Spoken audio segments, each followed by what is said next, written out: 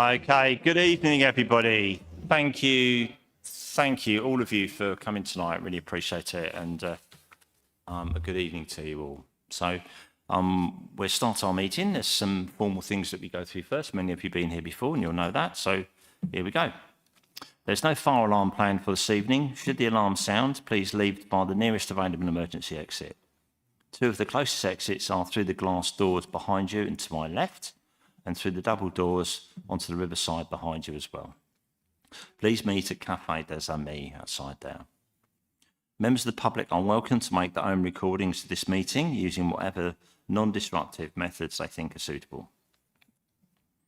I would like to remind everyone present that this meeting is being filmed and made available to view in live and archived form via the Council's website. If you are seated in the public gallery, it is possible that the cameras may capture your image. If you wish to avoid being filmed, it is recommended that you make a member of the staff aware who can direct you where to sit in that case. The Westgate Garden gates on the riverside are locked at sunset, so members of the public must leave the Guildhall by the side exit behind the glass doors over there.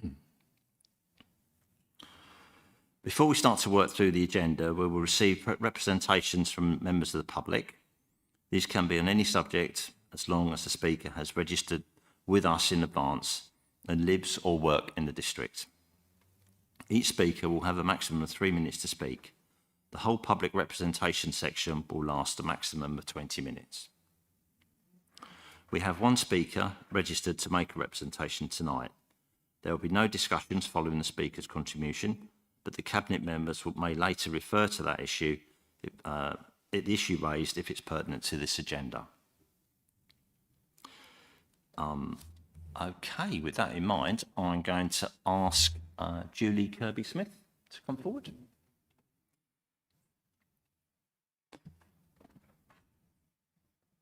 Okay, take your time, set yourself up there, and when you come to, we'll start. Thank you very much. Thank you. Good evening, members of the Cabinet and the Council. My name is Julia Kirby-Smith, and by now you will probably recognise me and know that I'm here to talk about Save the Blean again. We wanted to come here tonight, though, as a group to say three things. Firstly, to thank you so much for listening to the responses from last year's consultation, for weighing up the evidence, and for making these important changes to the local plan. Taking Site C12 out is not just a great decision for nature and for the Blean woodland, it's a great decision for residents of all of North Canterbury who would have had to contend with enormous traffic congestion, the demolition of a primary school, and destruction of the rural character of the whole Blean area. Secondly, we would like to draw your attention to the Participatory Social Research Project supported by CPRE Kent and Kent Wildlife Trust by researcher Rachel Riley, which took the Blean housing proposals as its subject. The research survey found that 64% of respondents said the development proposals had impacted their health and well-being, and 28% of respondents said the development proposals had made them change their plans for the future, with many considering moving away from the area. The full report can be read on KWT's website, and it's a really interesting read. Thirdly, and most importantly, we would like the Council to now do everything it can to help us further the Blean Biopark plans. We had a very useful meeting with the OSBG group in the summer, where councillors Mel Dawkins and Steph Dupe, plus head of the environment team Martin Hall, seemed to view the proposals very positively. We would be very happy to present the plans for the Blean Biopark, which are now fleshed out and costed in detail to members of the Cabinet and indeed all Canterbury councillors. Having the Council on board as we apply to the Heritage Lottery Fund would really strengthen our bid. We would love your support for this innovative, inspiring and placemaking project, the gateway to the Blean ancient woodland. We're very supportive of the next consultation and will seek to feed into it in the appropriate way. So thank you again for taking the time to listen to us over these past 18 months. Thanks. Thank you for your representation. We appreciate it. Thank you very much.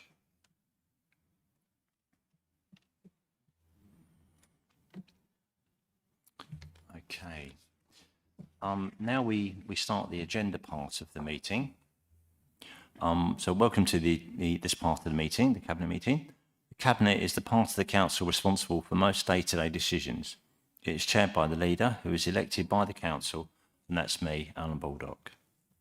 The other Cabinet members are as follows.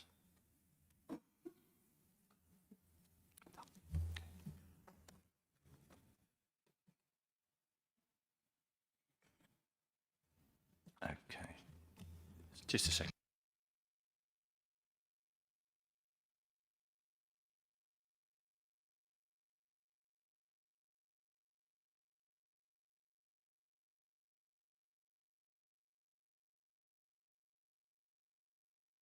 Sorry about that. Okay, so Cabinet members as follows. As the Deputy Leader is Councillor Mike Soul, as a Cabinet Member for Finance, Cabinet Member for Property, Performance and IT is Councillor Lee. Oh, thank you. And thank you. Council Member for Housing is Councillor Pip Hazelton. Cabinet Member for the Environment and Climate Change is Councillor Dawkins. Councillor Charlotte Cornell is Member for Council Services, Culture and Heritage. Councillor Chris Cornell is Cabinet Member for Economic Development and Inclusion and the Coastal Towns Champion. Councillor Ricketts is Cabinet Member for Tourism, Transport and Rural Champion. Councillor Nolan is Community Engagement, Safety and Enforcement. Sorry about that bit of a fumble to start with there. The Cabinet collectively provides strategic leadership to the Council. Okay, let's start with any apologies. Do we have any, Lauren? We've got apologies from Councillor Hazelton, Chair. Okay, thank you, that's noted. Declarations of interest by members or officers. Lauren, do you want to start there, please? We haven't got any voluntary announcements been received, but I'd like to read a statement. So all or some councillors may have received correspondence from or spoken with constituents and landowners due to their work as councillors. Neither circumstance prevents councillors from participating in the meeting. Thank you for that. So, okay. The next thing is, sorry, yeah, go ahead. Yeah, thanks. Sorry, Chair, just to make everyone aware, on advice of the Monitor Officer, I have an OSI, another significant interest in the local plan. This is due to a site that sits next to where I live, being in the draft local plan. On the legal advice suggested today, I should not take part in the debate or vote, but can remain in the chamber. Thank you. Thank you, Lee. That's appreciated, and we respect that decision. Thank you very much. Okay.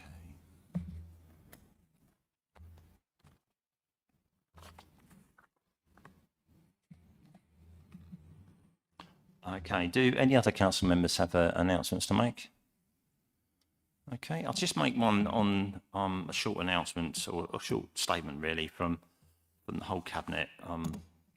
Really, we're very aware of the tensions in our communities and the protests that are around our communities, and we respect that. This administration will work with the police to keep everyone safe. That's our job, and we will do that. I have written to the leader of KCC seeking reassurance that the safety of the children under their care at Connor's house in Canterbury, and to this moment I have not had a response from her whether their safety is reassured and assured by KCC. Canterbury is now, and has been through its history, a place where we welcome people from anywhere in the world, from any religion and any thought process at all. We're tolerant and we respect those people that do us the privilege of staying with us within our communities. That's in Canterbury's DNA. And as I said before, this is our Canterbury, the council you elected, and it's our choice what we do and how we support our communities around us, the ones that we were elected to represent. So I just leave that for you. That's our statement on the troubles at this moment in time. Thank you.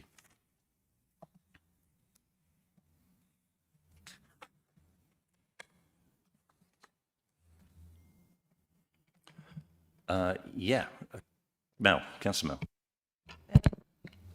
Thank you. Are we on the announcements now? Because I thought we were in the peculiar interests. Okay, I've got an announcement then, if that's okay. Yeah. All right. Thank you. Thank you, Chair. Yeah. So it's just a small one, but as you know, there's a few consultations out at the moment. But I just wanted to give the Net Zero Action Plan consultation another push, because we haven't got a lot of responses at the moment. So we can all take that on board. I've asked lovely Leo here to put another comms out, and I will push that. So we've got 26 responses at the moment, and we did have a climate emergency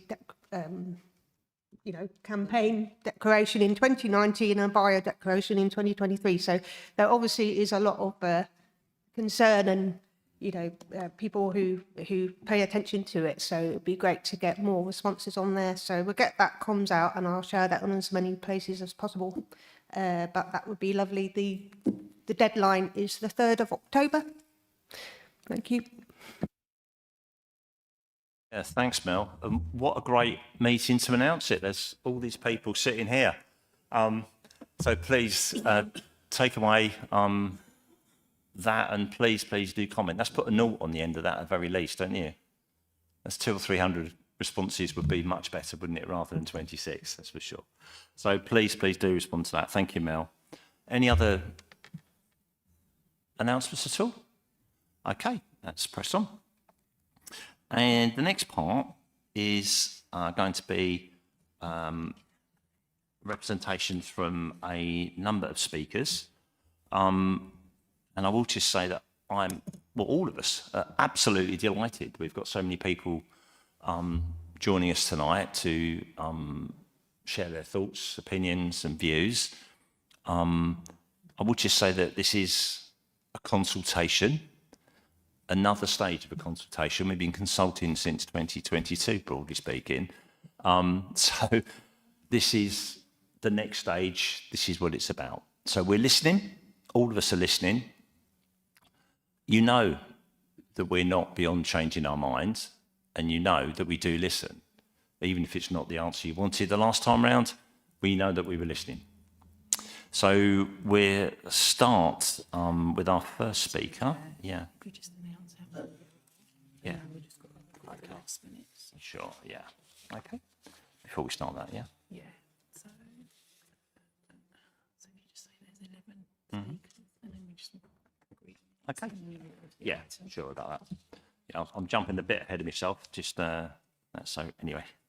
So thank you all of you for coming. There's 11 of you, so it's going to be interesting, wide scope of views as well. So, but before we, the first speaker is going to be Dane. So if he gets himself ready, Dane Buckman, Councillor Dane Buckman. But before we have the first speaker, we need to agree the minutes of our meeting on the 7th of July. Could I get a seconder for those minutes, please? Seconded. Thank you, Mike. That's appreciated. Okay. Are there any thoughts or comments on that? If not, we can affirm that by general assent. Are we agreed with those minutes? Okay. Thank you very much. Okay. So, Councillor Buckman, yeah? Yeah.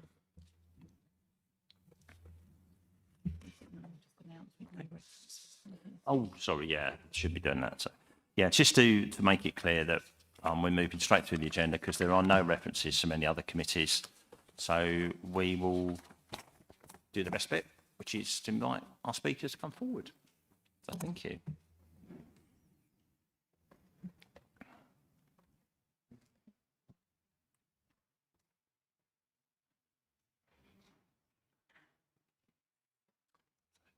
This is Councillor Dane Buckman, who's speaking as a councillor for Wincheat Ward. Yeah, thank you for letting me speak this evening. Just apologies to the other speakers. I'm going to shoot off straight after this because I've got a parish council meeting, so I need to talk to them as well. So I shall begin. So thank you for allowing me to speak on this evening on the local plan. And this local plan is essential, I think, to help define the district going forward. And I hope it can provide both affordable and social housing for local people who desperately need it. And there's a lot said on empty homes and the amount of empty homes, but these can actually include second homes, holiday lets, unfurnished homes or homes held in probate. So they are owned still and they're not actually empty. So these houses do need to be built for people. Anyway, and it's also good to see the Cabinet members, Councillor Dawkins for the environment, Councillor Ricketts for transport, and equally important, Councillor Nolan, who represents communities and enforcement. And I can assure you that Thannington and Wincheap are in listing mode as well. Concerns I've received are multiple on the plans to concrete over Thannington recreation ground. But I need to take you back to the beginning to explain a few things first. I mean, it stems from the full slip road. The plans that I saw for this originally, I think only had a reduction of around 190 spaces for the park and ride. I called this into planning, which was heard early January 25.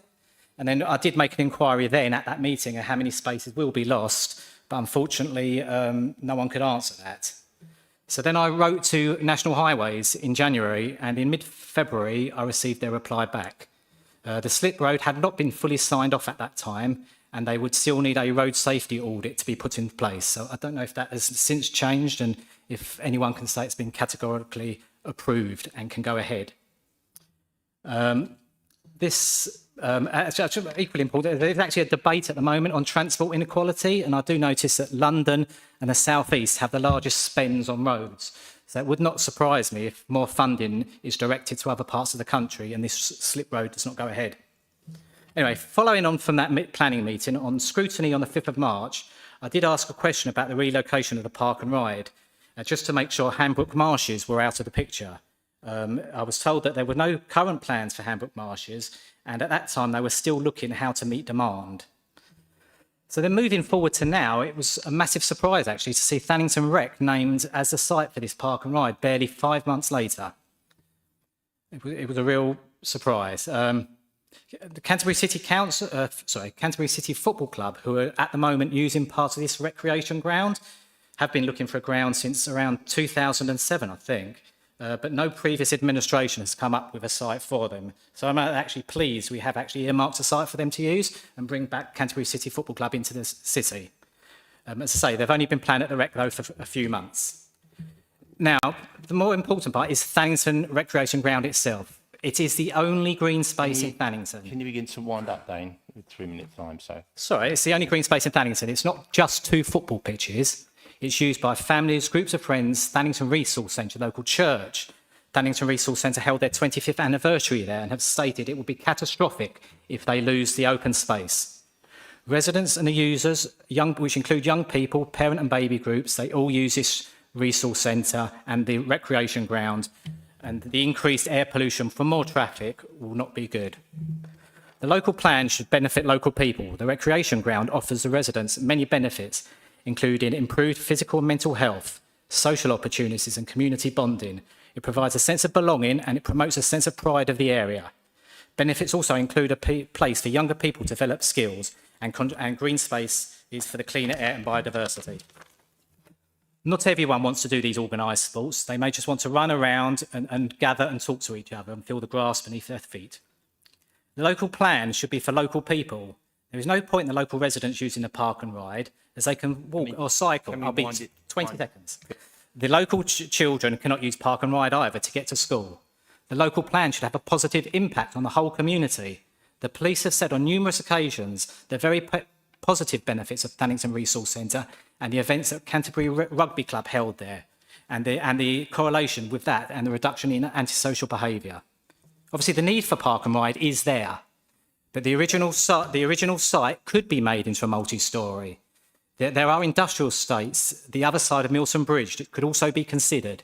In one iteration of the plan, there was land on the side of Sackton Fields that may have been marked for park and ride. People would not mind driving another 5 or 10 minutes down the road, and if the park and ride was further out of town, because of the price point we offer, and the value. It's going to have to be. Okay, last 2 sentences. There are financial impacts and of costs, of course. The social value of this recreation ground is far higher, though, and needs need to be recognised. The impact of losing the only green space in Thannington cannot be underestimated. It is Thannington without, and it's not Thannington without consideration. Thank you. Thank you for that. Okay, right. Okay, so the next speaker is Sally Hawkins from Chartered Neighbourhood Plan Steering Group.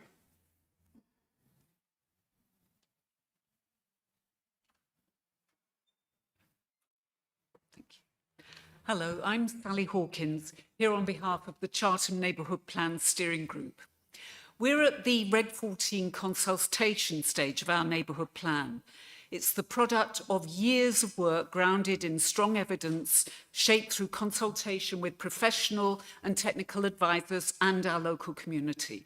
And Canterbury City Council officers have helped us bring our vision to life. The revised local plan poses serious challenges to that vision. We're especially disappointed with the Council's failure to alert us in good time to the proposal for 335 houses in Chartham, up from the current 14. How has this new allocation been devised without consultation in Chartham? We've yet to see any evidence to support these changes. We need to see a body of evidence as strong as our own to support the City Council's proposals for Chartham. I'd like to talk about the 2 key sites that have been allocated in Chartham. The paper mill site has potential. We held a public meeting and the message was clear. Development is welcome if done right. We want a development that brings high quality homes to meet the needs of Chartham parishioners, along with much needed services and amenities. We believe this site needs to be developed through collaboration between the local authority, the local community and developers. Just look at the Phoenix development in Lewis. It's achieved an award-winning development on a site with many similarities to the paper mill site. There's a new term, QIMBY, quality in my backyard, and that's us. On the other hand, the Rattington Street site remains one of the most contentious in our community. A previous planning proposal for 111 dwellings was rejected, largely in response to serious, valid concerns from local residents and others. Even our cautious allocation of 13 dwellings to the site has drawn concerned comments. 170 dwellings would significantly damage the rural character of Chartham and merge 3 of our 5 distinct settlements. The ancient woodland habitat would inevitably be threatened, even if the trees are retained. Surrounding this protected habitat with buildings, cars and people, and notably their cats, can only reduce its viability as a habitat. We need early sight of any evidence to support this. Rattington Street itself is already extremely hazardous. Local perception is that the dangers have been made worse by the development at Thannington. The proposed developments at Rattington Street and the paper mill will bring 335 extra houses worth of vehicles onto this road.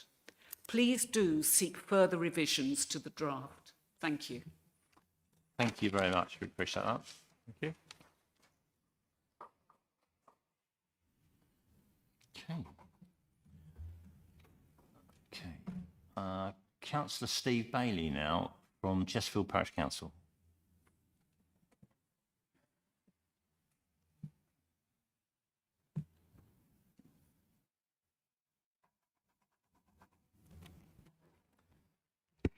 Good evening. My name is Steve Bailey. I'm the chairman of Chesterfield Parish Council, and I want to speak tonight, Cabinet meeting, to speak about the policy N20, the land of east of Chesterfield Road, which has been added into the new draft local plan. The land in question and its proposal for 150 houses is yet a further planned addition to our village, with further strain on an already tired and insufficient infrastructure the failings of which can be found within the numerous objections and comments submitted in response to the current W4 Brooklands farm development proposals, which, as you're aware, remain under deliberation. It is quite apparent that policy N20 can essentially be considered as an extension of sorts to the W4 Brooklands site due to its close proximity. Chesterfield Parish Council find it extremely disappointing, not less an affront to all respondents, that the City Council are considering this further site without proper and due consideration afforded to all depositions. Quite simply, if all such comments have been treated with a sense of disregard or contempt on the City Council's part, and by this same token can be considered somewhat of an insult to every individual taxpayer who has taken the time and effort to provide comment as per your own democratic procedure. In fact, there are several references to the Brooklands site.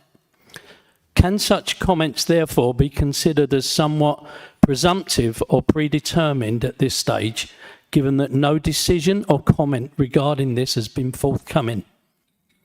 We would also point out that the land associated in policy N20 has previously had 3 planning applications for a single dwelling rejected in recent years, presumably for the reasons of unsustainability. And yet, so as to meet your own exasperated housing targets, this same parcel of land is now considered by the City Council planners as suitable and therefore sustainable for 150 dwellings. We would therefore question as to how another site can be considered within this immediate area without comment or investigation into its viability and sustainability, particularly with regards to the existing underlying and proven infrastructure failings associated with the immediate W4 site, as highlighted by many residents and parishioners, which are yet to be fully adjudged by the City Council. With respect, the proposed additional housing may fit nicely onto a laid out planning board as akin to a game of Monopoly. But in true harsh reality, we are talking about changes to village dynamics and the way of life where its residents are expected to accept where, and again using the same Monopoly analogy, one does not collect £200 when passing go, but simply more houses, yet nothing for the community. Chesterfield Parish Council therefore respectfully asks for policy N20 to be removed from the latest draft local plan proposals. Thank you for your time. Thank you for that. Appreciate it again. Thank you. Okay. The next speaker is Tina Benson, please.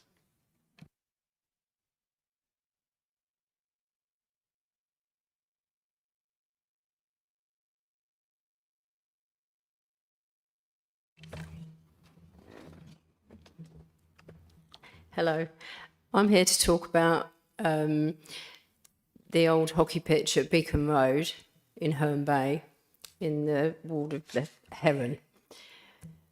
This land was listed as a protective open space for probably 100 years.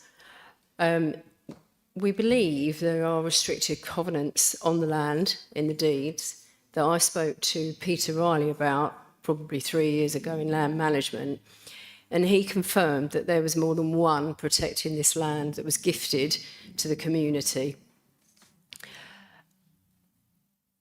Since they have erected, the council, a huge gate with spikes on, it's absolutely impossible for the community to use it anymore.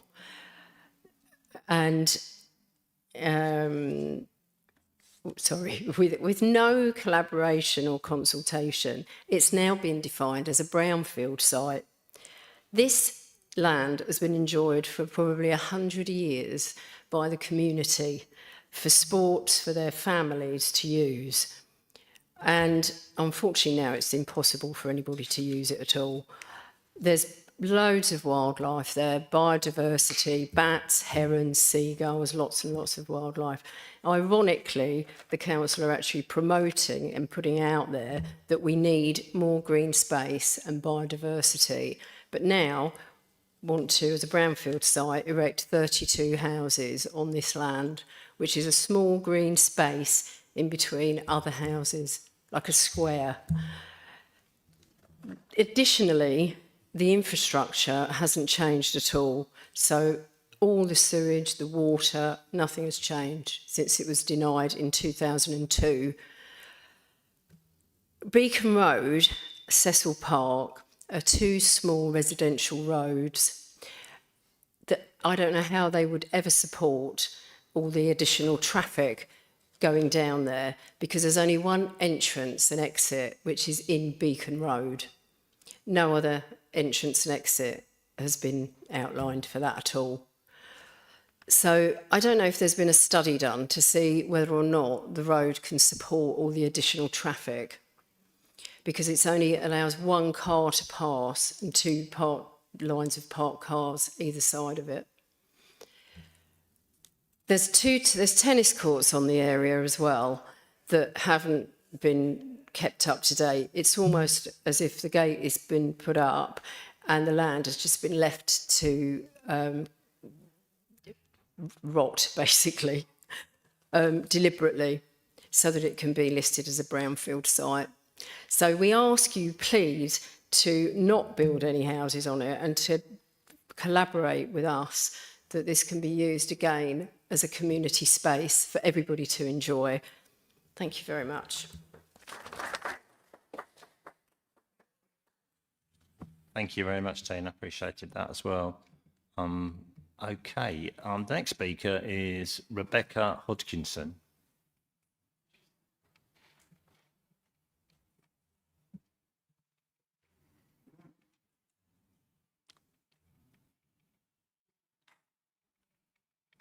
No? Okay. So Rebecca Hodgkinson's not here. Okay. She comes up in a few minutes' time, then we can take her at the end, I'm sure. Is it dead? She's not. Okay, thank you very much. Is it Hannah? Denise. Denise Hannah. So number 6 speaker is Denise Hannah, please.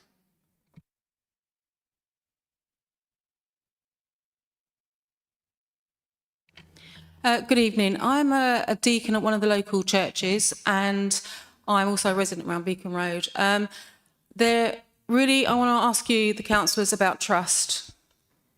The trust issue for me is really important, obviously, as it is for a lot of the residents. There was a trust, it's a travesty, really. There was a covenant. The council have lost responsibility for that. There is no confirmation that it's either way, yes or no. But we have older residents and people that we know that are very familiar with the concept of there being a covenant. And I'm disgusted that that hasn't been kept and tracked and recorded as to why, or, you know, a clear answer. Yes, it was covenant, it was gifted a long time ago, 100 years ago. You know, we talk about antisocial behaviour in Herne Bay, and yet we are taking away these green spaces that could provide sports and stuff like that for well-being for our young people. I'm involved with the police and the youth hub that's happening in the Herne Bay Church, and yet here again, you are having the pound signs in your eyeballs and not thinking about how it impacts on everybody in this local area. You haven't considered, or I do hope that you will consider, that down Beacon Road, if you've ever been down there to the King's Hall on an event night or during the summer holidays, you can't park. Residents can't park. To add another 32 dwellings, which is a drop in the ocean, and then you want to think about, where are these kids going to... OK, there will be families there. They will have an issue with we will have an issue with parking. They will also, where are these young families going to go to school? We are struggling with the infrastructure of what is happening in our local schools. We don't want to become, and we know that housing is critical, obviously, but we don't want to become another... social housing, new houses with social housing there, and it becomes a sinkhole. This is really a small, tiny piece of land, but it could be so well used for well-being. There's foxes out there, there's bats that fly across the whole thing. You know, what's going on? Conservation area, and there's big planted up there, big, massive, horrible, ugly, spiked railings. You know, okay, because our council doesn't have enough money to keep it safe for everybody. What is going on? Where's the trust? I want to see that land used for our youth in Herne Bay. I don't want more houses there. I want a safe space for the young people to be in, and I want to be part of that, as I have been for the last few years. You know, I feel very emotive about this because it has been part of my healthy Herne Bay. Victorian times, they came to Herne Bay from London on the trains for a healthy Herne Bay. We've put all of these things towards you last year and the year before. You've done a U-turn again. Now you're saying there's houses. Last year, you were telling us there were no houses there. Be clear, be transparent. Amen.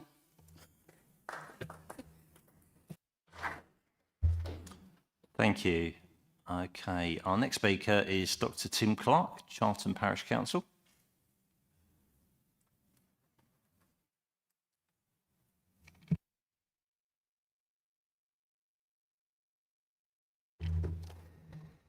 Thank you for allowing me to have the opportunity to address Cabinet. I'm Tim Clark and I speak on behalf of Charlton Parish Council, which I'm chair. The Parish Council supports the views to be expressed by the Charlton Neighbourhood Plan Steering Group earlier, Sally Hawkins. Some quickly formed concerns relating to this new amendment to the plan relate to the apparent lack of consideration on local infrastructure. We're concerned that meaningful consultation is hampered by the absence of a map of the whole area. How are you, or us, to know where all these places are and how they connect? Meaningful consultation is hampered by the existence of 3 different plan versions with different end dates. We ask that previous versions available on Canterbury City Council website are marked as superseded. We urge the Council not to repeat past mistakes, such as with the last local plan, where last-minute developer-driven solutions had to be rushed through with limited opportunity at meaningful consultation. We have concerns about infrastructure, such as roads. This draft needs a proper transport assessment. Proposed allocation would increase traffic from the potential 335 households, and this has not been considered. This would be in addition to the significant new developments at Flannington, Nackington and beyond, which are likely to lead to increased traffic flow through already busy rural roads. Rural routes through Rattington Street, Chelmsford Street, the Downs and Chartham Hatch already see rat-run traffic, which are recognised by parishioners as being dangerous. Whilst we have a rail station with no car park, Chartham is very poorly served by the bus service, meaning any new housing will have to rely on private vehicles, further increasing the pressure on the road network. Chartham has a 2-form entry primary school, and all secondary education is based in Canterbury and beyond. Kent County Council has deemed Chartham unsafe for a walking bus to the primary school. As a result, future development, both within and without Chartham, are likely to lead to increased traffic flow through the busy rural roads around Chartham and Chartham Hatch. A significant increase in planned housing would have an impact on education services which do not appear to have been considered in this draft plan. Also, whilst Chartham currently has 2 doctor surgeries, there appears to be no consideration of the impact of any further development will have on medical services. The draft plan contains no mention of the effect of flooding. Chartham lies in part in the Stour Valley, and with the potential impact of climate change, will be even more susceptible to flooding near the Stour and Nailbourne routes without serious consideration and management. Chartham Parish Council respectfully asks Cabinet to consider these concerns prior to seeking local consultation. Thank you. Thank you for that.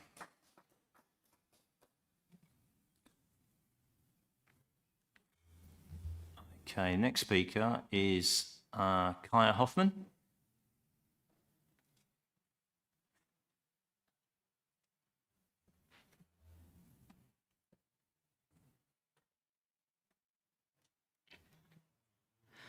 Good evening.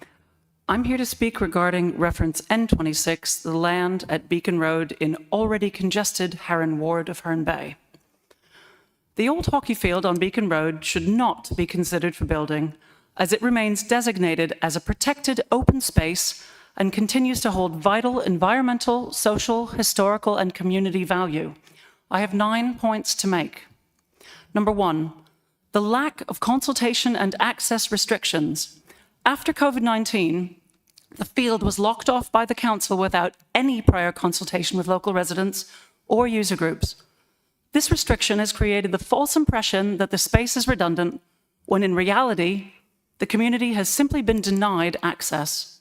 The locked fields have been featured in local newspapers, highlighting widespread public concern, and there are hundreds of residents actively interested in the site. 2, council recognition of community value. As recently as 2017, council grant funding was awarded to support community projects on the hockey field, demonstrating official recognition of its value. While a recent Village Green application was denied, the site has been granted Asset of Community Value status, further confirming its importance to the local community. 3, historical significance. There is a long-standing oral tradition suggesting that more than one covenant exists on this space to serve the town, dating back over 100 years, as well as numerous photographs dating back to 1912. This historical context adds another layer of protection and community interest to the site. Number 4, health and well-being benefits. Before it was locked, the field was actively used for sport and well-being related activities, including informal games, organized youth group sessions, and exercise. These activities are essential for physical and mental health and cannot easily be replicated elsewhere. 5, community and youth provision. The hockey field has served as a safe and accessible hub for young people and community groups for many decades. Its closure has already diminished opportunities for social connection and youth engagement. Development would permanently remove one of the few open spaces available locally for these purposes. 6, environmental value and climate resilience. The field contributes to the local ecosystem by supporting wildlife, promoting biodiversity, and acting as a natural carbon sink. It also aids in managing surface water and reducing flood risk, benefits which would be lost if the land was developed. Building here would directly contradict council climate emergency commitments and sustainability strategies. 7, allotments and sustainable living. The site has historically been used for allotments, and we have photographic evidence of this. Obviously, allotments would be a valuable community resource, promoting food security, sustainable local living, and intergenerational activity. Any development risks undermining these uses and degrading their setting.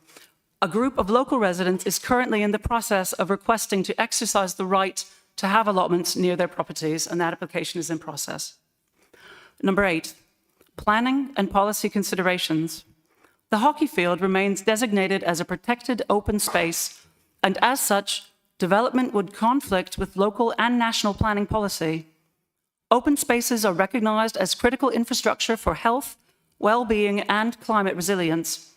Any attempt to reclassify or build on this land would be inconsistent with those principles. And 9, community collaboration.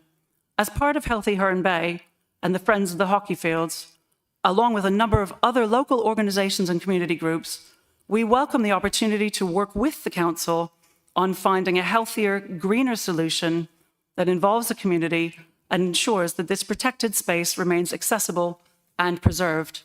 In conclusion, the Beacon Road Hockey Field is a vital community asset, both environmentally and historically.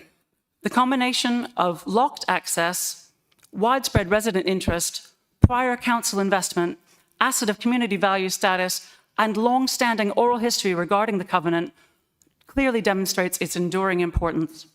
The field supports health, well-being, youth activity, biodiversity, and climate resilience. For these reasons, it should remain protected open space, be restored to full community use, and the council is encouraged to collaborate with local groups on sustainable solutions rather than pursue development. We respectfully ask for policy N26 to be removed from current proposals. Thank you. Thank you.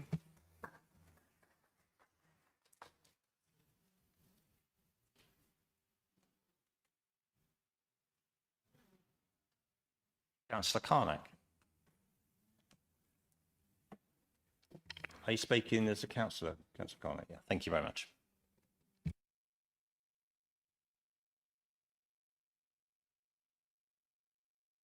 Good evening.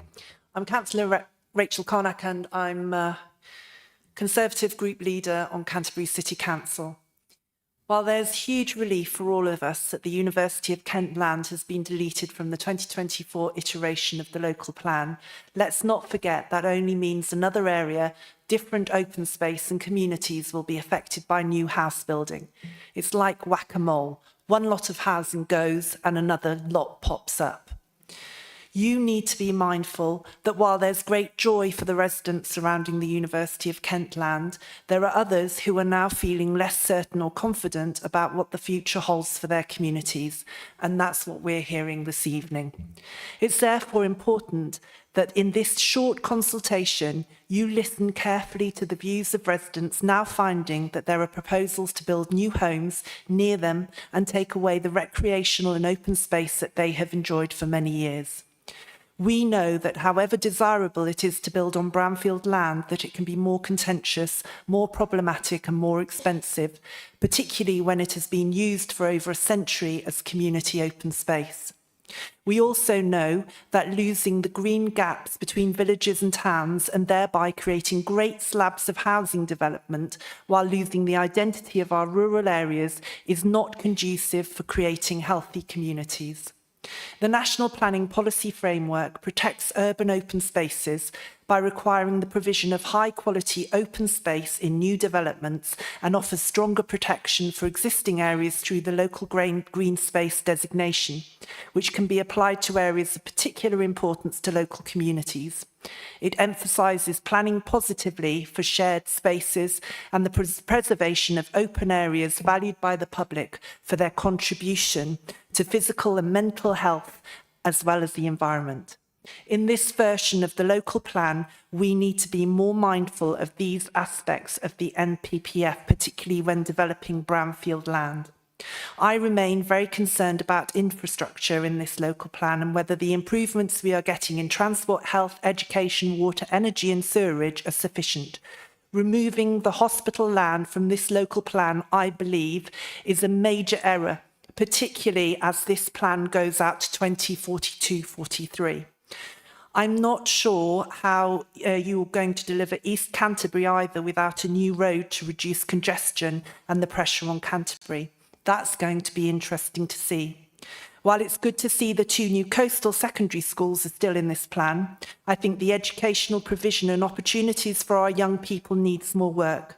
Where are the tertiary training colleges for the coast?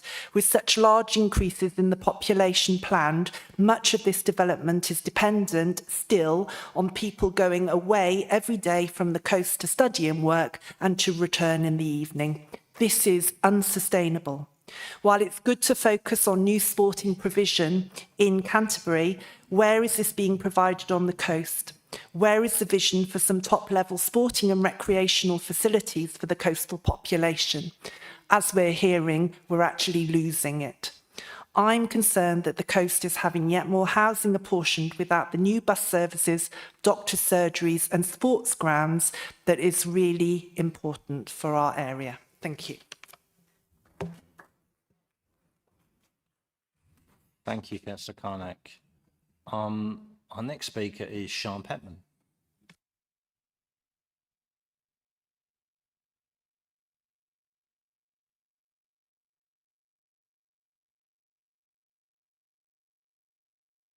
This is what I'm saying, just so you know when I'm stopping.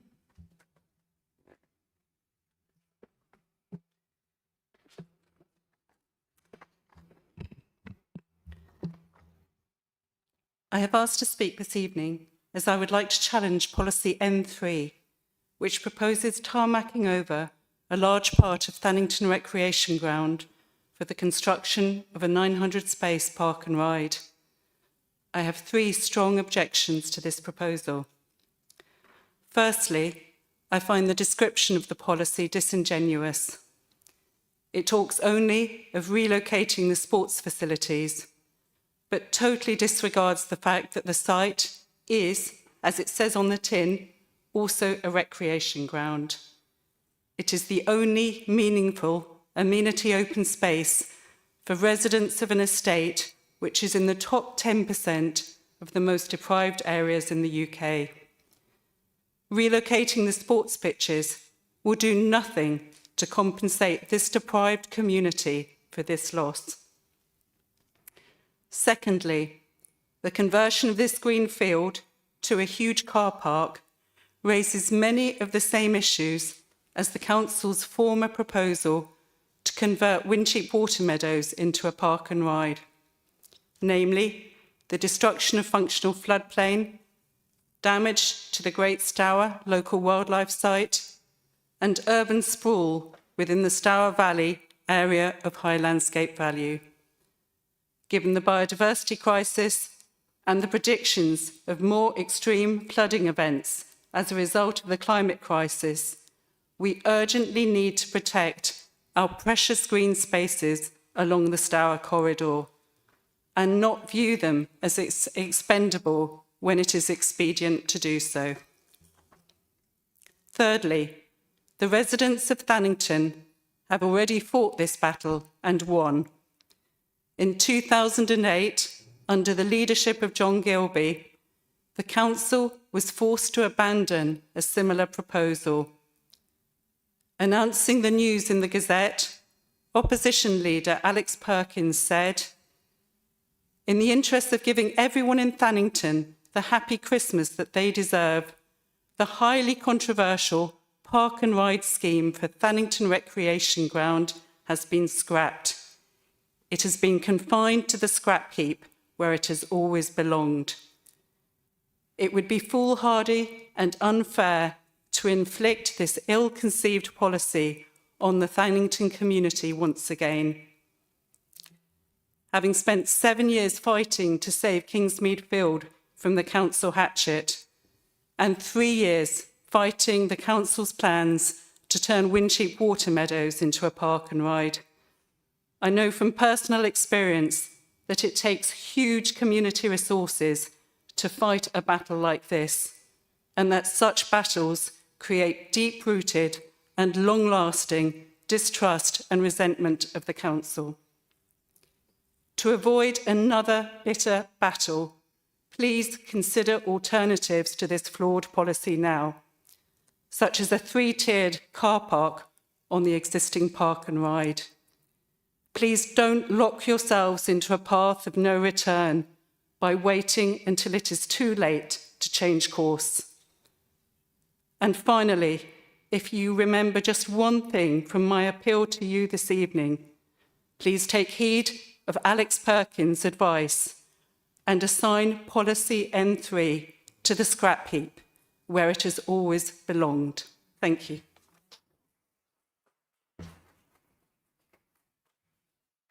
Thank you, Sian. And our final speaker this evening is Ms. Cadwell.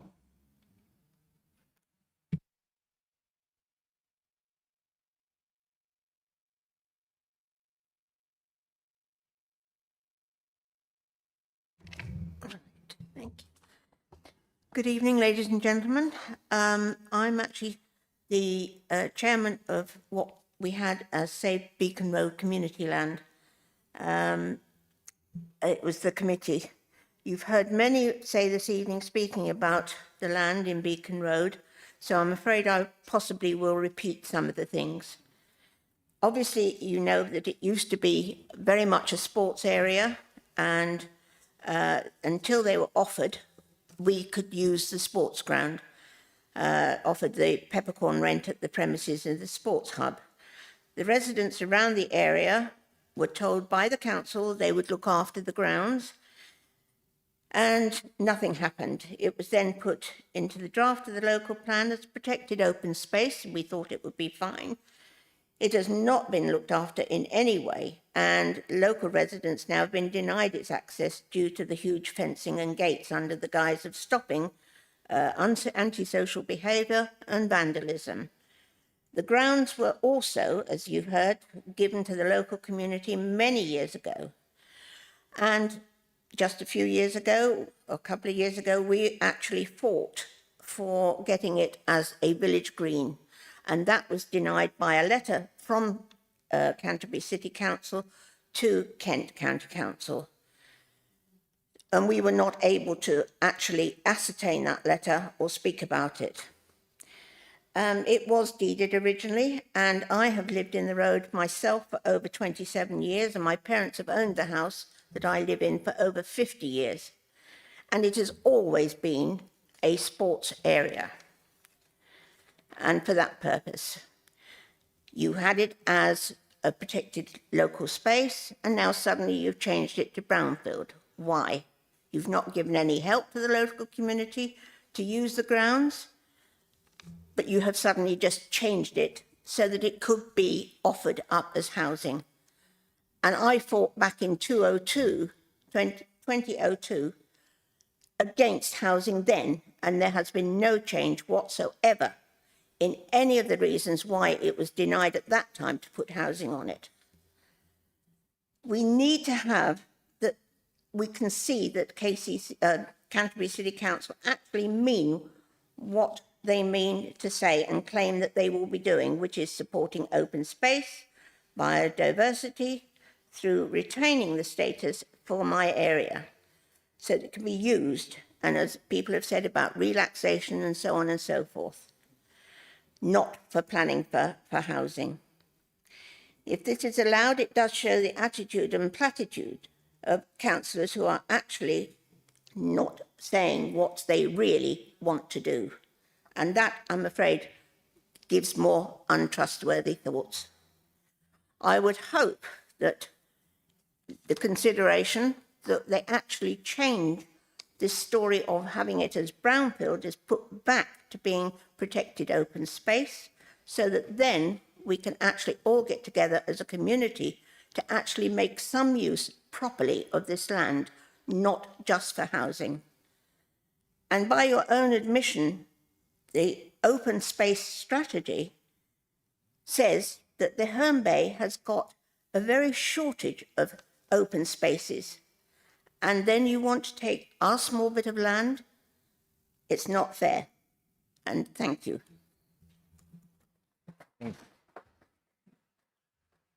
Thank you very much indeed.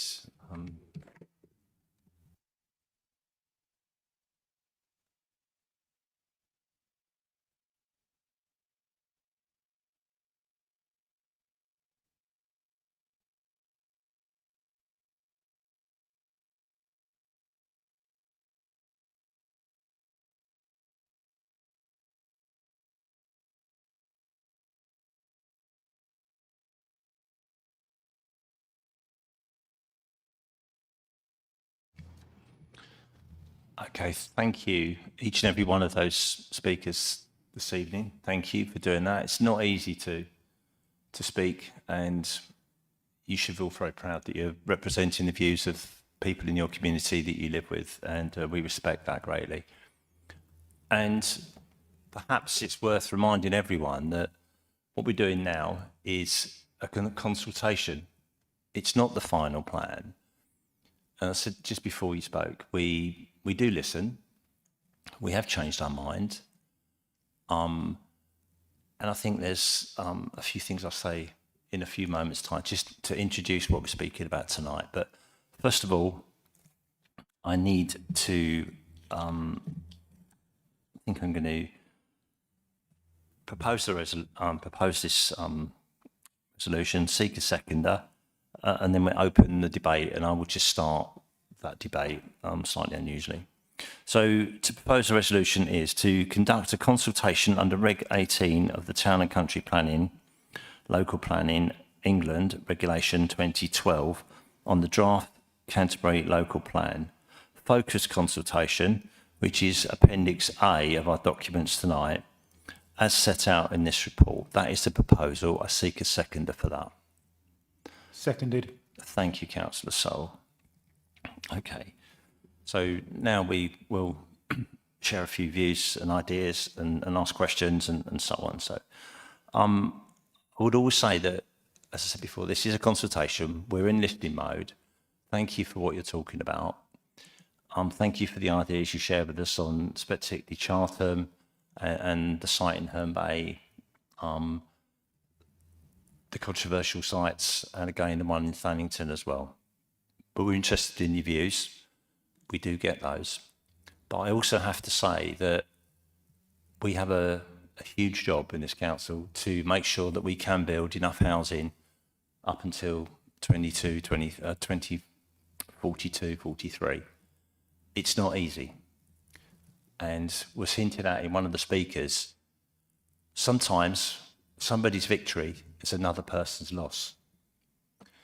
It's not a free, every single piece of land that we need is in this plan, we could do with to build housing on and make the numbers up. If we take a plan out, somewhere else goes back in. It's really kind of as hard-nosed and simple as that at this very late stage of the consultation. So all of it's cared about, noted. Some things we can change, some things we can alter for the better, some things are going to be altered for the worse for you. So I'll leave it there because I think it's time now that I ask, is it Leo going to? Leo is going to take us through some of the technical stuff and about the reasons why we're doing what we're doing, and we'll take it from there and then pick up the rest of the debate. So thank you all. Thank you, Chair. We're asking for permission tonight to the Cabinet to consult on for the fifth time on our draft local plan. And this new iteration has been caused by a number of factors. There have been some changes to the National Planning Policy Framework, and that's increased our housing target to 1,215 homes per annum, and we need to accommodate those homes. And after following feedback from the Cabinet and from the last consultation, we also had a concerted look for brownfield sites and a call for sites exercise, which has appeared into this iteration. And a third of the new land that's come forward is brownfield. We're asking for a focused consultation on a number of factors, changes to the strategic site allocations, which some speakers have spoken to about tonight, some new site allocations that we need to consult on and hear people's views, other changes to the National Planning Policy Framework, and the need for us to supply gypsy and traveller provision, which is an important part of the plan to make it sound. All of the previous feedback from all of the previous consultations still counts, and that will be passed to the Secretary of State and the Planning Inspector that is appointed. That's not been wasted, that will be passed back on. Same time, work is taking place on our town centre strategies and an East Kent design code to bring a holistic package together of policy implications for the district. They're complementary pieces of work, giving us a coherent plan for the future of the district. If permission is granted to consult tonight, we will hold a 6-week consultation and people will be able to take part online via our new consultation system. But that is not the only way they can take part. They can also write in, email their views, work through their ward councillors and the Cabinet to feed those views into the system. As the leader has already spoken about, we will be in listening mode. And major changes have been made over the period of this draft, as some of the speakers have spoken to tonight. Next steps after the consultation, if permission is granted tonight, we will take the feedback back in and assess that with a view to moving to a Regulation 19 consultation, so another consultation, and submission to the Secretary of State in February of next year, early next year. And if permission is granted tonight, I know some of the speakers spoke about some of the evidence behind some of our proposals. That will be made available, and it speaks to viability and sustainability. That will all be online for people to work their way through and ask us questions if they need to. We've erred on the side of caution. It's very difficult balancing act when putting out information. Too little, people say you're hiding information. Too much, and we're trying to hide things in plain sight or confuse people. We've erred on the side of putting as much information out as we possibly can to help people feed back into the consultation. Thank you, Leader. Thank you, Leo. Peter, do you want to add anything to that? Okay, that's fine. Okay, Mike and then Charlotte, please. Thank you, Alan. And can I firstly just thank everybody for speaking tonight. I've sat in that chair over there both before being a councillor and as a councillor and spoke about other local plans and planning issues. As far as I'm concerned, the consultation started about an hour ago when I started listening to everything you were saying. And the consultation is really important when it gives us the opportunity to hear those little local things that we're not aware of. And I've already heard some tonight, so there are things we will certainly be following up from, but I'd urge you all as well to take part in the consultation and put those views formally as well.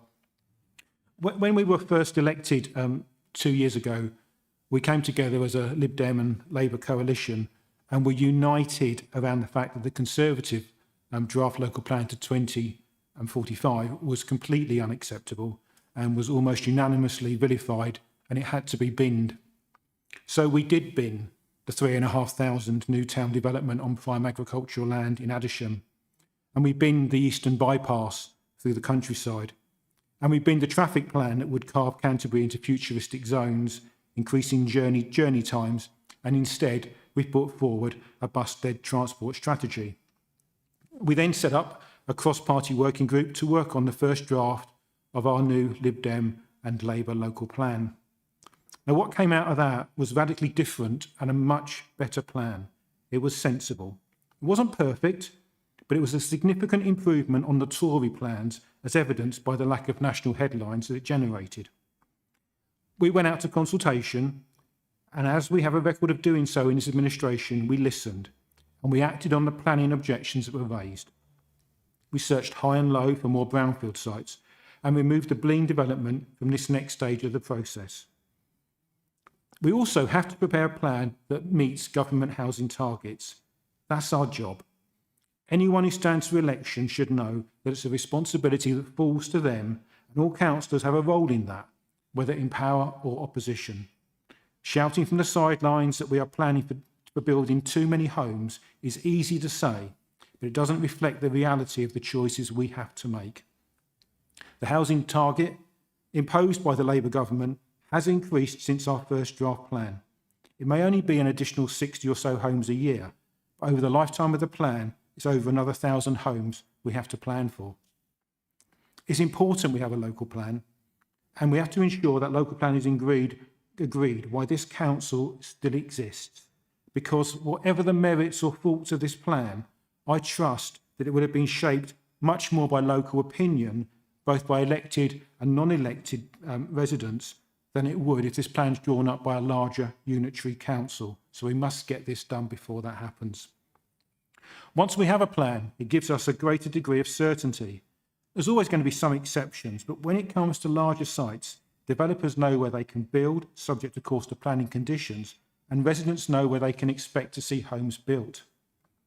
And when we have that approved local plan, that's the moment this much maligned housing target effectively becomes not a target, but a protective cap on large-scale developments outside of the plan.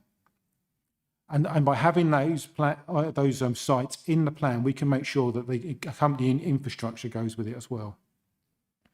And no council can create a plan with universal approval, but we do strive to make this plan the best that we can, and every draft better than the previous one. Councillors of all parties will be standing up for their residents in raising objections to aspects of this plan that they don't like. We welcome that engagement, and as we have a record of doing, we will adapt if consultation shows that sites are not viable or alternatives provide better options. Now, our Conservative colleagues, who now seem to blame the development in some parts of the district on the Lib Dems, Labour seem to be dodging the bullet on that one, but I guess that's because they see us as more of an electoral threat. Let's not forget that it was the Conservatives that put forward sites such as Brooklands and Bodkin Farm in their local plan. And once in that draft, developers started to draw up their plans. And let's not forget it was the Conservatives who, when in administration, gave the green light for developments on Saxon Fields and, of course, Mountfield Park in South Canterbury on agricultural land. So to those who object to any element of this plan, I ask you, if you don't want development in any location, where would you put it instead? The Conservatives prepared the first draft. All parties were involved in the working group, and we lay out before you the detailed work that's been done to find alternative sites from those put forward by landowners and developers, as well as the extensive work by officers seeking out brownfield sites. Our political opponents know the score. They know how this works. The Conservatives cannot hide from the fact that they started the process. If not a green light, they certainly gave an amber light to developers keen on building in areas where they now claim on social media posts to oppose, chasing votes and headlines through a series of U-turns and flip-flops like circus performers. This plan is the greenest yet.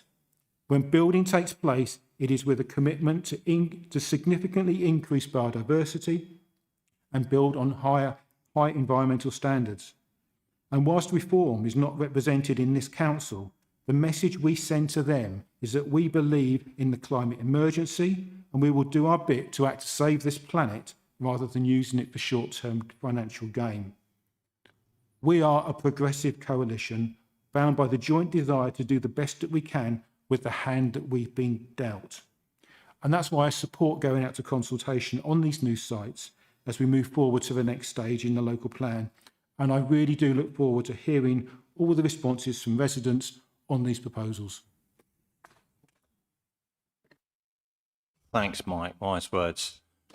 Charlotte. Mike spoke incredibly eloquently, and I can't say better so many of the things you covered there, so I won't. But I feel, and I think I speak for the majority of my colleagues, that we agree with the sentiment that these choices are hard for us. They've never been easy. We often go back many times to officers asking for clarification, detail, redrafts. Are you sure? Can you check? And sometimes we still find what we put in front of the public incredibly painful. But sometimes we have to make these choices, and we were elected to make these choices, and we do bear that responsibility. But we also have a responsibility to get a plan over the line, because if we do not get a plan over the line, we will be saying to developers they have carte blanche to build where they like. We must take as much control as we possibly can, given the remits of national legislation that we have to work under, to deliver what Canterbury wants most. What Canterbury wants most isn't necessarily what Canterbury wants. It's what we can stomach and all live with and accept that some people will have spaces that have been green and beautiful and there for many millennia, not so in the future. But equally, people do need homes to live in. And this is a tight balance. The smorgasbord of choices we as a cabinet have been presented with are not huge. And so we're trying to move these chess pieces around in a game which is really close to the end. And it's really difficult to do. And what we're saying to the public at this stage is, we still need your help to get it better. We're not going to make everyone happy. But we need to make sure that where we do develop, we can get the best possible infrastructure and roads and make it sure it's joined up, rather than an unstitched patchwork of developments springing up across the district that have nothing to join them together, that aren't served by roads that are logical in any sense. So we're trying to get as much logic as we can in.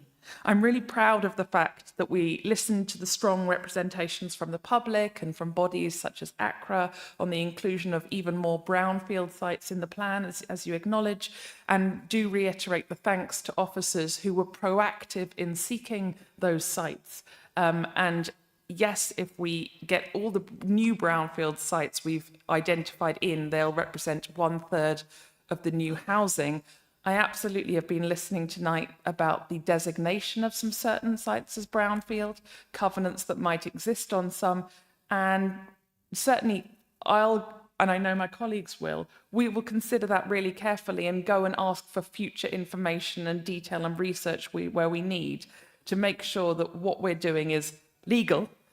And if any protections exist on those spaces, we make sure that we take account of them. So really nice to hear. We absolutely are listening to what you say, and it was incredibly useful to hear what was said on some of those sites. Unlocking those brownfield sites relieves the pressure on green agricultural land, because we do recognise, as the Garden of England, we want to stay as a producing force. We want to stay nurturing the communities that grow around them, and it should be around them, not on them. We very firmly believe that as a cabinet and are driving to make sure that as much as we can is unlocked brownfield. So thank you very much. I reiterate what Alan as leader and Mike has said, and the rest of the cabinet. We are not saying today that this is what we want, absolutely. We're saying we're listening again. We've already proved from the last round of consultation that we can take action when we listen, and our action isn't over. So if representations are strong and robust and legal and done well, we will take account of them, and community force can engender reaction and action. So we remain listening, and thank you very much. Thank you, Charlotte. Absolutely. Alex.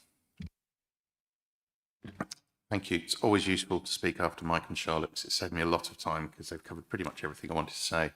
But just to reinforce that point, that this isn't planning permission. This isn't us voting tonight to say this is what's going to happen. This is us asking you to tell us what you think about this latest iteration. And I think just want to draw attention to a couple of the changes. And I think that there is definitely, and it's been mentioned tonight, the element of trust in councils and trust in institutions. And there's always, I think I certainly used to hold this view that, oh, you know, it's a box ticking exercise, put a consultation out and they'll do what they want anyway. And I think if you look at the history of consultations on this local plan and in other areas as well, and I've certainly had it privately expressed to me, is why do you keep putting yourself through it? You just, you know, you've already done what you need to legally do. You could submit this to the planning inspector and make it the planning inspector's problem. But the point is, we want to get this as right as possible before it goes to the planning inspector. We want to make sure that it represents what people want. And I think, as Charlotte pointed out, the fact that there are over 1,000 brownfield sites in here that weren't, or brownfield dwellings in here that weren't in the previous iteration of the plan, that we've taken the time to really squeeze that. And the officers have worked incredibly hard to really squeeze that, to get more brownfield in. That was a really clear message. And from an area I've been heavily involved in with transportation, in fact, we wanted to take this vision and validate approach to a sustainable transport plan, something we were hammered on in certain quarters. But in order to make sure that there was, we got the really strong message that people wanted walking and cycling routes, they wanted better public transport, and a lot of these sites, it's interesting to see actually the East Canterbury site, how much that has changed from the first version that was put into the original draft to the version that's come forward this time, has really taken note of that transport strategy change. And I think you can see if changes are made to sites, if people bring forward strong objections or even strong support in certain areas where possible, then we will listen to that and make changes. There are significant changes from the last draft to this, and I would not be surprised at all to see significant changes after this exercise as well. So I think what we've seen is people strongly representing their communities here this evening, some relatively happy with the changes, obviously some not so happy with the changes, but what is in common is that you are all here to speak up for your communities, you're all here to highlight those issues, as Mike said, and we are here to listen. So I will be voting to put this out to the general public to consult with, to give us their feedback, to give us that information, and we will be listening. Thanks, Alex, definitely. Connie. Thank you, and of course thank you to all the speakers that we've listened to very carefully, but I'm very conscious of the people who haven't spoken this evening. There are 724 houses of multiple occupation across the district. We have a severe shortage of 1 and 2 bedroomed places. I'm a huge advocate of repurposing buildings, brownfield sites, so that we can give those kind of homes. It's almost a year ago since I sat and listened to 50 people who were being made homeless in one swift and dreadful time.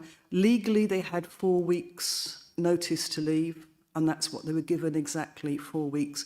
It's almost impossible in August to get alternative accommodation in Canterbury. These were people who were working, they weren't on benefits, they had settled themselves in the community in this particular large HMO, and suddenly, because legally they only had to have 4 weeks notice, that's all they got. And sometimes, I know Councillor Dawkins was with me on one occasion, sometimes the only thing we could do was to pass a tissue to the person who was weeping because they had no thought of how they were going to afford the rents. We need more social housing. And again, what we haven't heard tonight are the people of Canterbury who are asking us for that social housing. The people of Canterbury who are saying that they want homes with a garden for their children because they're in short-term accommodation that's turned into longer-term accommodation, because we have a housing list which is almost impossible. Thank God, is it 69 council houses, yeah? Which is 69 more than the previous administration, but that's a drop in the ocean.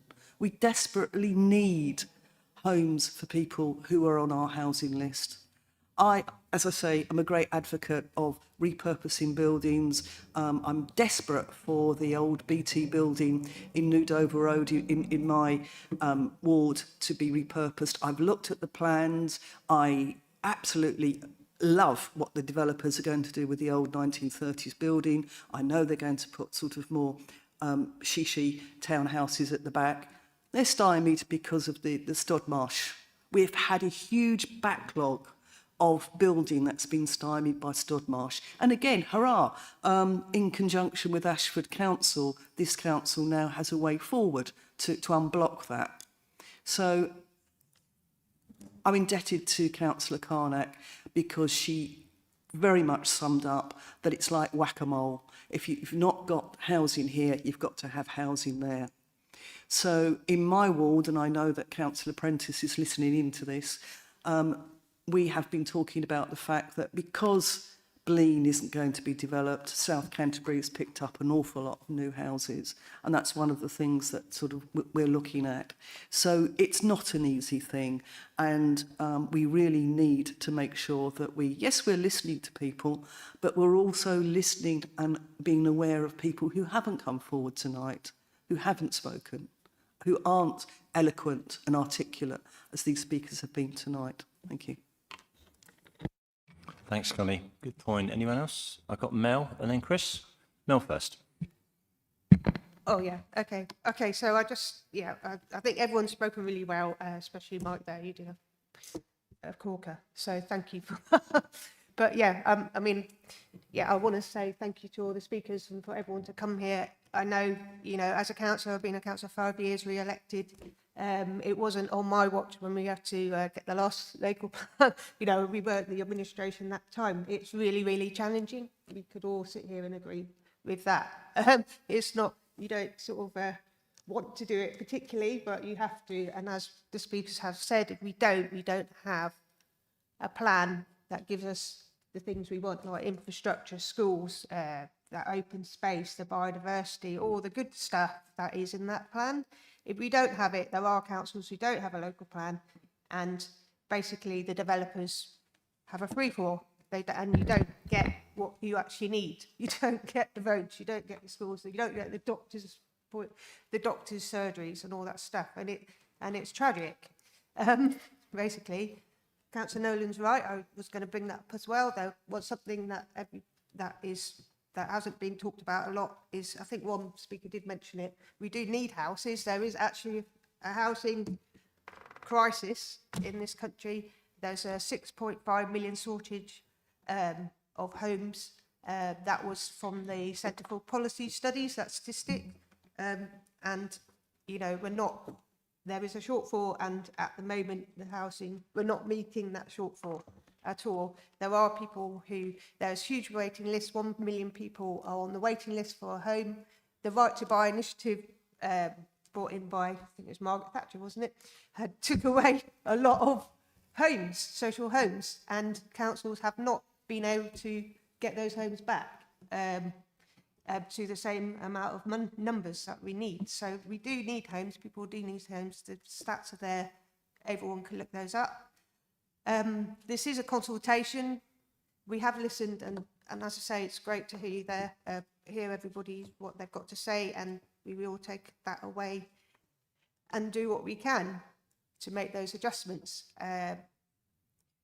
My role as the Cabinet Member for Environment and Climate Change and Open Spaces, it's incredibly challenging to deal with that, and everyone knows that I do stick up for that, and I do ask the questions that need to be asked, and I will continue to ask questions.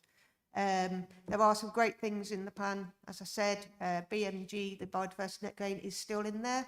I've just got a little bit of a quote here. I believe in the last local consultation, the Home Builders Federation questioned the justification for the 20% BMG, but the council's evidence base and all the supported responses from the environmental groups made it possible to keep that in. So that's great news. So we've managed to keep our BMG in the plan. There's the nature recovery and connectivity that runs through the whole plan, the nutrient neutrality, the sustainable drainage systems, all of these sort of things. If we don't have a local plan, that's going to be really challenging to have those.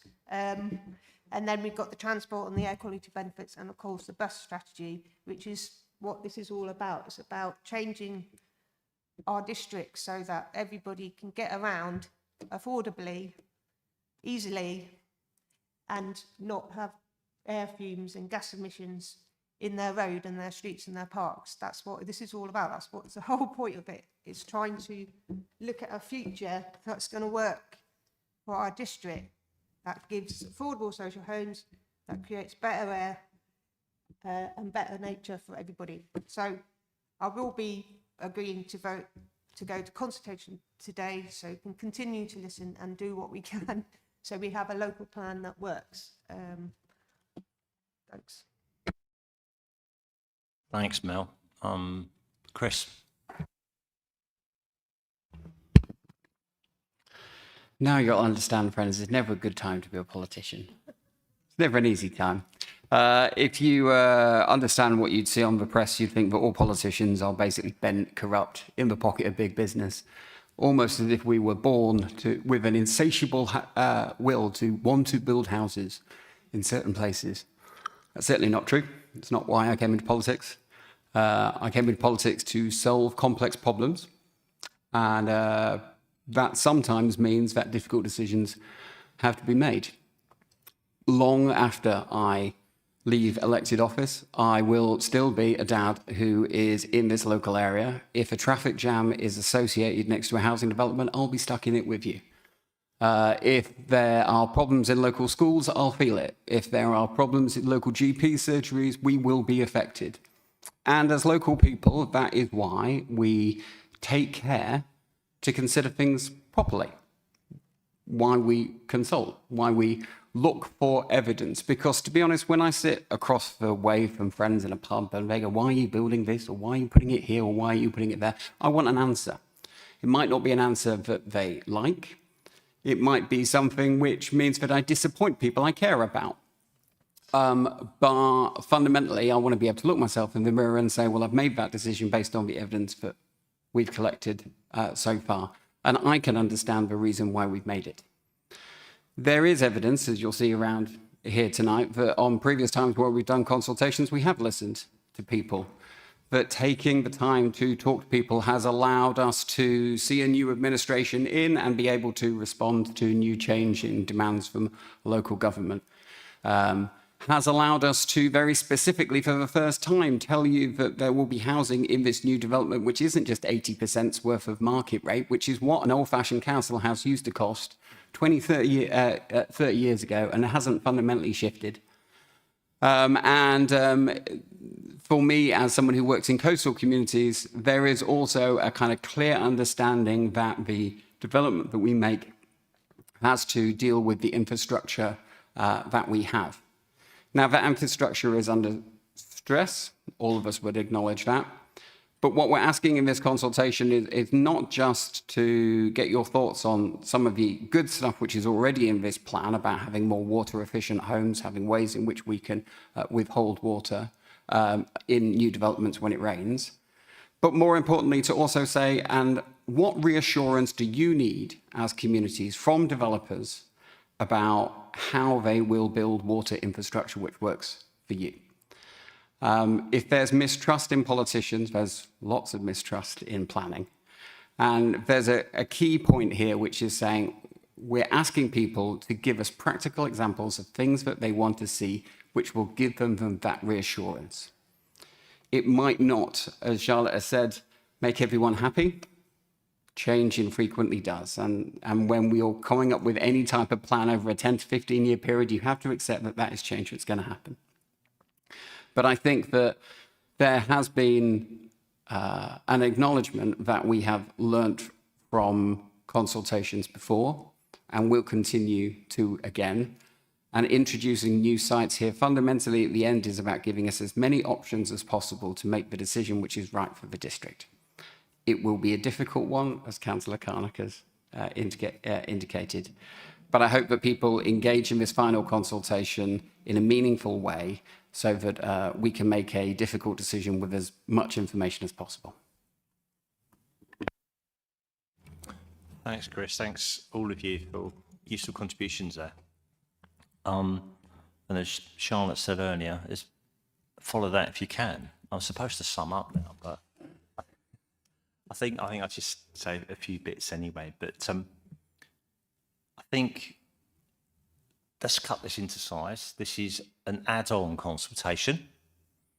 We want to hear how you think about this, the bits that have changed since the last consultation. So it's not the whole consultation again. You've already wrote in about that, lots of you, and that's great. They're still there, and we're still very valid. This is about what's changed and the whack-a-mole part of it.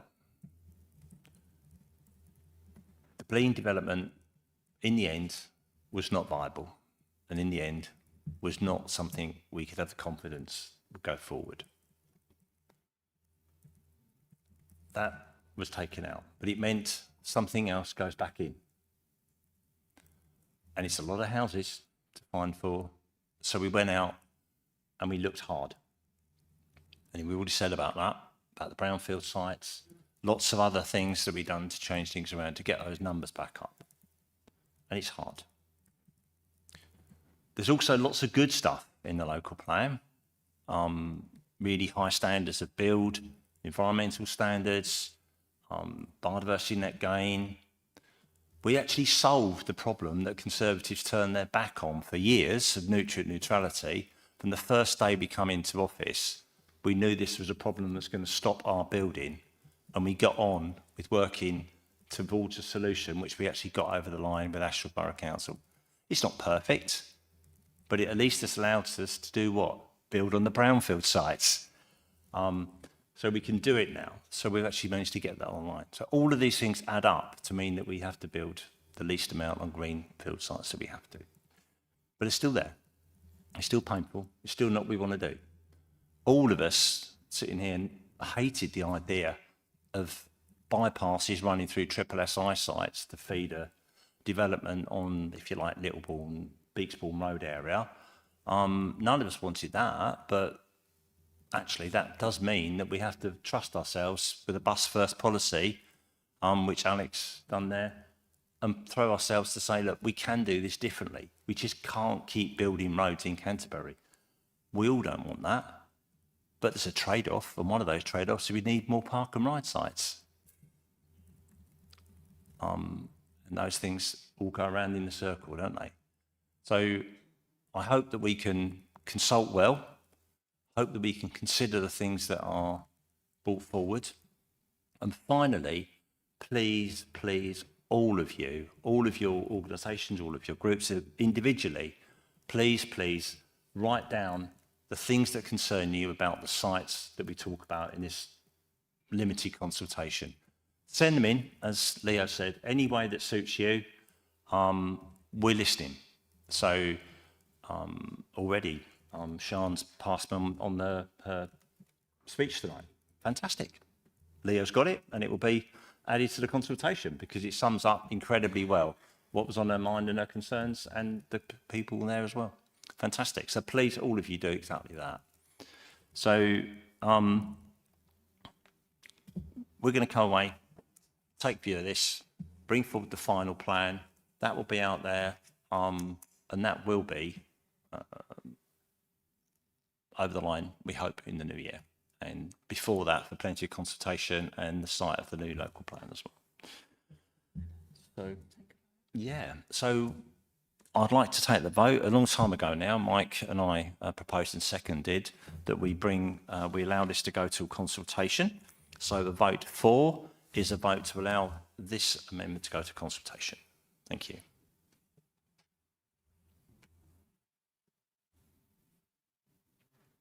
That's passed unanimously, Chair, with 7 votes. Yeah, thank you for that. Thanks all of you. And don't forget, please send in those comments and consultations and share with your groups as well, as many as you can. Okay. There's no other items in the Part B of the agenda, is there? So we can go with that. So the just reminds me to remind us all the next meeting is at 7 o'clock on the 6th of October. And I close the meeting at 20:36. 20:36. Thank you very much.